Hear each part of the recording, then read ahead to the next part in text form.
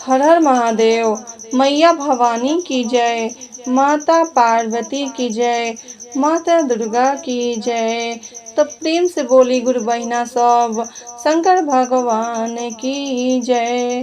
गौरी पुत्र गणेश की जय, माता पार्वती की जय।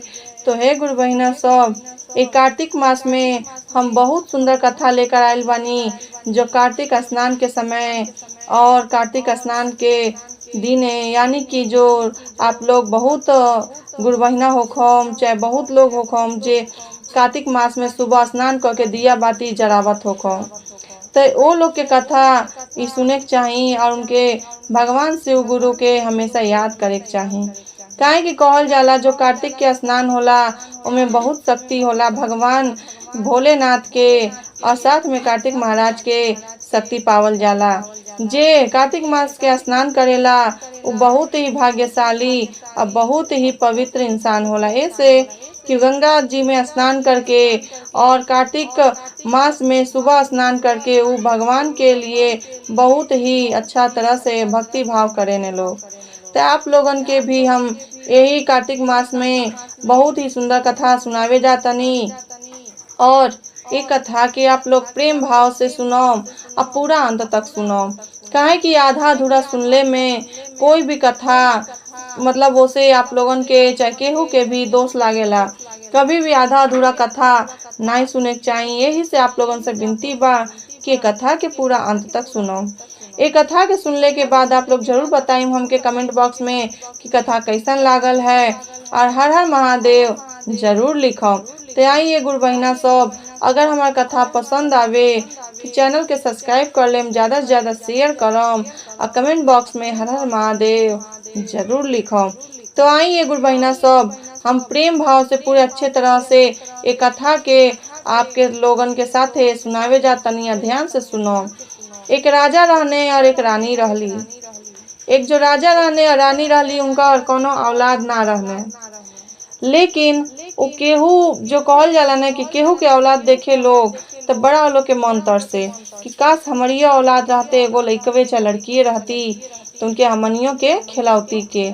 लेकिन कहल जाला किस्मत के लेख की मतलब लिखल के मिटा सकेला। तो वही तरह बेचारी वो अपन किस्मत के लिखल नहीं मिटा पावत रहली। उनके कभी भी जब गर्भ रुके तो नुकसान हो जाए या कुछ ना कुछ हो जाए। लेकिन एक समय आयल, यह कार्तिक मास के दिन आयल। कार्तिक मास जब शुरू भइल तो एक दिन देखली कि गांव के सब लोग भोरे भोरे नहाए जाता लोग गंगा जी के तीरे। फिर दूसरा का दिन देखली तो कहतली काहे ई लोगवा रोज रोज कार्तिक स्नान मतलब भाई जाता लोग गंगा जी के स्नान करे। तो कहत का बारी अपने राजा से के राजा साहेब काहे लोग जाता लोग, हम 3-4 दिन से देखा तनी कि पहले नहीं जात रहल लोग, लेकिन ये 3-4 दिन से काहे कार्तिक स्नान मतलब लागता करे जाता लोग का। तो कहत का बने वो राजा साहब कि हम ना जानता नहीं, एक बार तू उनसे पूछ लिए कौन स्नान करे जाता लोग। यह कार्तिक मास के समय रहल और लोग रोज भोरे भोरे जाके वहाँ आराम से नहा धो के और दिया बाती जरा के कथा था सुन के चली आवे लोग। तो एक दिन एक बूढ़ी माता भेटैली। वो बूढ़ी माता कहत का बाड़ी कि अच्छा ए रानी साहब तू यहाँ बैठल बाड़ू, तो अच्छा रुकी जा हम तो के बतावत तनी। यानी कि वो रानी पूछले रहली उनसे कि बूढ़ी माता हमके बताई कि आप लोग रोज रोज कहाँ जानी। तो वह कहली कि रोज रोज हम जहाँ जानी तू यहाँ रानी बैठ हम तो के बतावत तनी। लेकिन फिर वो बूढ़ी माता डरेबो करे कि कहीं राजा साहब देख लेने तो बहुत घोर पाप हो जाई उनके लिए। लेकिन फिर बूढ़ी माता कहत का बाड़ी कि अच्छा ठीक बा राजा साहब ऋषिया ना न। तो कहत अली रानी ना वो राजा साहब ना ऋषिया उह कहानी हमके पूछे के। कहली ठीक बा हे रानी हम रोज जानी कार्तिक महीना के स्नान करे, यानी कि 4 बजे भोरे में 3 बजे भोरे में उठ के सबके वो स्नान जे करेला आ दिया बाती जरा के ओकर बाद कथा सा सुन लेवेला आ पूजा पाठ प्रेम भाव से करेला। उनका बहुत आगे रहे बढ़ंती होला, चाहे कौनो प्रकार के बढ़ंती होके, चाहे औलाद से लेके होके, चाहे धन दौलत से होके, चाहे बुद्धि विवेक से होके, चाहे कौनो तरह के होके। रानी का कहतली अच्छा ठीक बा, हमहू अब नहाई। तो वो बूढ़ी माता कहतली ठीक बा, लेकिन जब पूरा तू नैखू नहैले शुरू से, ते रानी अब जब महीना के लास्ट में यानी 5 दिन जनिया की बचल रही, तब 5 दिन पहले से नहैया कि 5वां दिन तुहार कार्तिक महीना के जो नहान रही वो पूरा हो जा। कहली ठीक बा। उ दिन पे अपन अउरी गिने लगली, रोज गिने। और जब कार्तिक के बाद जो लास्ट महीना के थी भइल 5 दिन बचल, तो लगली रानी कार्तिक मास के कार्तिक महीना के स्नान करे। भोरे उठ के नहा के दिया बाती क के अब भोले बाबा के, विष्णु भगवान के सब कर मतलब प्रेम भाव से पूजा पाठ करे। पूजा पाठ कैला के बाद से उ कथा उथा सुन के फिर अपन खाए होए जा, खाना उना बनावे जा। यही तरह रानी कैली, 1 साल कैली, 2 साल कैली। तीसरा साल में उनको गर्भ रुकल और गर्भ से एक पुत्र पैदा भइने। लेकिन वही कार्तिक मास नहिले से बेचारी के तीसरा साल में गर्भ रुकल। बहुत खुश भइली, सबके बतौली कि देखी हमार पहले कुछ ऐसा नहीं थी रहल, लेकिन हमेशा हमार भगवान लिखे वो हमार नुकसान हो जा। लेकिन देखी अभी आपकी जो बाने हमरे गर्भ में बहुत ही लागता सुंदर बाने, बहुत ही बुद्धिमान बाने। यही से देखी 6वां महीना भी चलता तो आराम से हम बानी। 9वां महीना आयल, बेचारी गर्भ से एक सुंदर पुत्र पैदा भइने। ओ पुत्र के बहुत ही मन भावन एकदम जो कहल जाला नाम उम रखली सब कुछ। लेकिन इन्ने राजा साहब जब जब नहैले रहली कार्तिक मास में, पूजा पाठ जितना ही कैले रहली उतने वो राक्षसी भोजन कैले रहने, उतने मीट मछली उतने सब कुछ खैले रहने।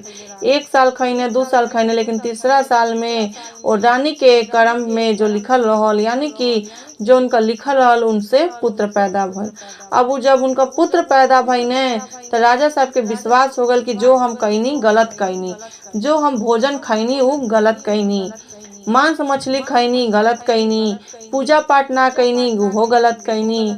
तो कहले सोचने का कि चलो अब हम मीट मछली और पूजा पाठ मतलब मीट मछली छोड़ दें और पूजा पाठ कर शुरू कर दें।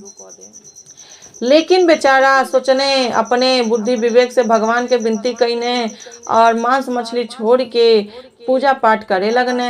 रानी भी पूजा पाठ करे, लेकिन उनका लड़का जब जस जस बुद्धि विवेक होके लगल, बढ़े लगने, तो तीसरा साल 4था साल में कहत का बाने कि ये मम्मी हमके है सामान चाहिए खाए के।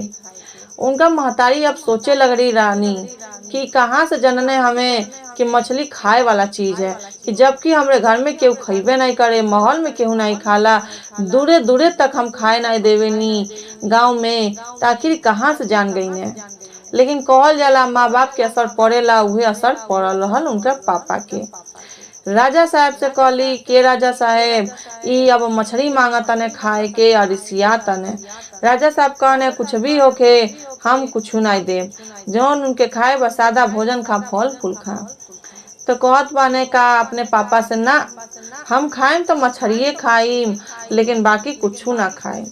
अब इन्हें राजा साहब चिंतित हो गई ने कि हमरे घर में क्यों नहीं खाला, महल में क्यों नहीं खाला और ना गाँव समाज में क्यों खाला, आखिर कहाँ से जानने हैं।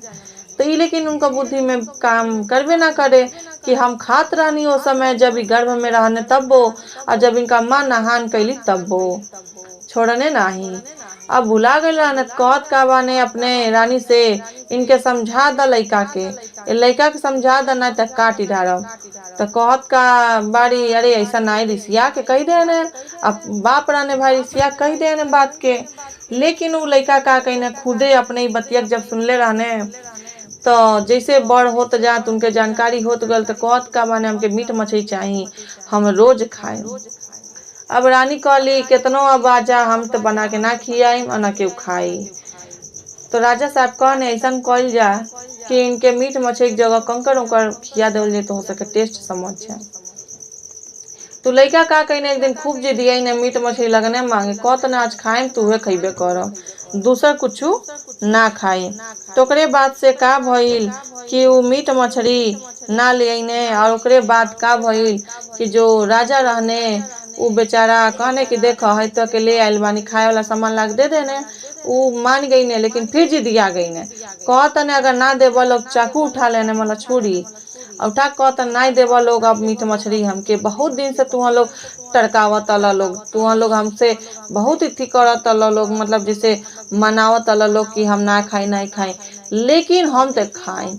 ए गुड़ बहिना सब उ बेचारा छोटहन लइका अपन गटई काट लेने, और गटई काट के लगने थी करे छटपटाए। थोड़ा सा यहाँ कट गए रहा, लेकिन लगने नस तो ना कटल, लेकिन भगवान लिखले रहने जिए के उनके। लेकिन बेचारा रानी और राजा लोग दोनों जने छटपटाए लगल लोग, वैद्य के बुला लो, सब जगह बुला के ठीक करवावल लोग। जो ऊपर चमड़िया रहल उहे भर कटल, लइका के जात का जानता ने, ऊपर चमड़िया भर कट गए रहल।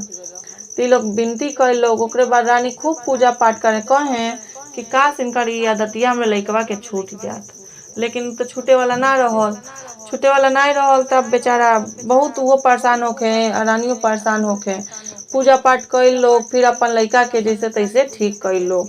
अब इन्हें खाल पियल छोड़ देले रहल लोग कि मीट मछली खानी नहीं, आ इनके कैसे खियावल जाई।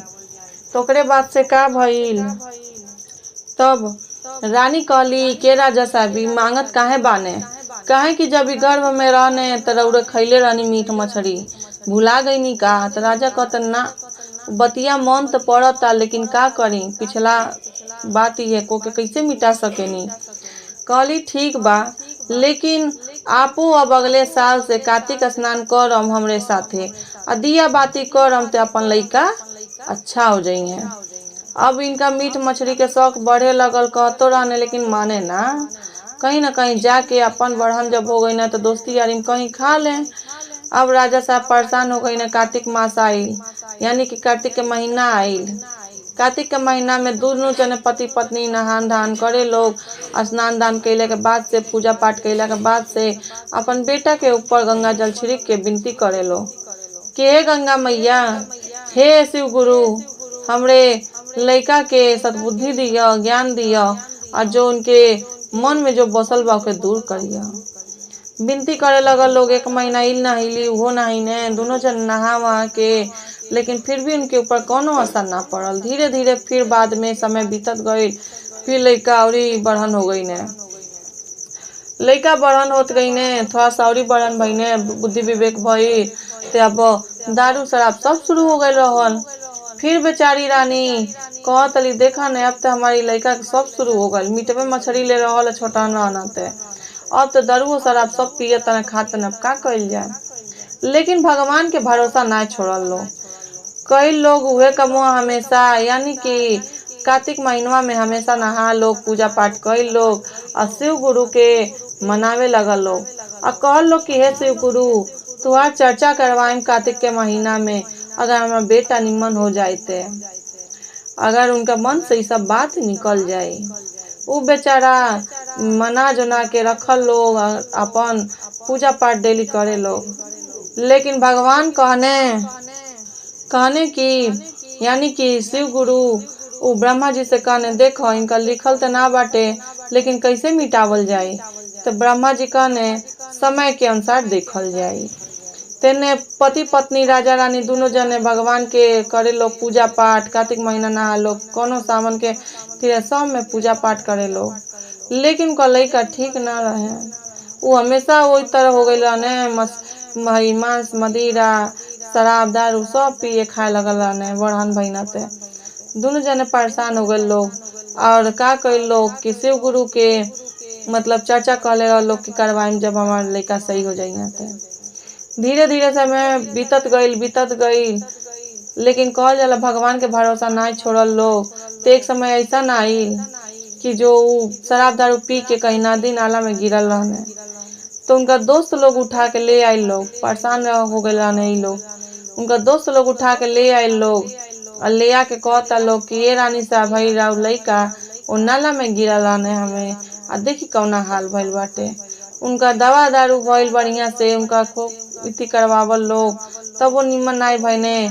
तो शंकर भगवान के जल ढारल शुरू कई लोग, और गंगा जी से गंगा जल ला के कार्तिक के महीना में छिड़कल शुरू कई लोग। धीरे धीरे समय बीतत गईल। एक के महीना मतलब महीनवा के जो लास्ट कार्तिक महीना के स्नान होला, ओ समय उनकर राजा साहब के लइका कहतने मम्मी पापा कहाँ बाड़ा लोग। अखिया खोलते कहतने कहाँ बाड़ा लोग, हमसे बहुत बड़ी गलती हो गई रहले, आज के बाद हम कब्बो ना खाए। अब भगवान के भक्ति भजन करम, अब वही में लीन रहम, हम कब्बो ई सब ना खाए। तेही से ऊ अपने महतारी बाप के गोड़े पे गिर के रोए लगने। उहो लोग कह लोग देख इतना दिन कईनी केतना भइल, अब भगवान लिखले रहने जौना समय उस समय भइबो कइले। और कार्तिक के महीना में देखा स्नान कैले कितना फल मिलल। तेईस कहल जाला गुरु बहिना सब कि जे कार्तिक के महीना में स्नान करेला ओके सबसे बड़ा फल मिलेला। तो अगर आप लोगों से विनती बाटे कि अगर हमारा कथा पसंद आई होखे तो आप लोग चैनल के सब्सक्राइब जरूर कर लें और कथा के ज़्यादा से ज़्यादा शेयर जरूर करो।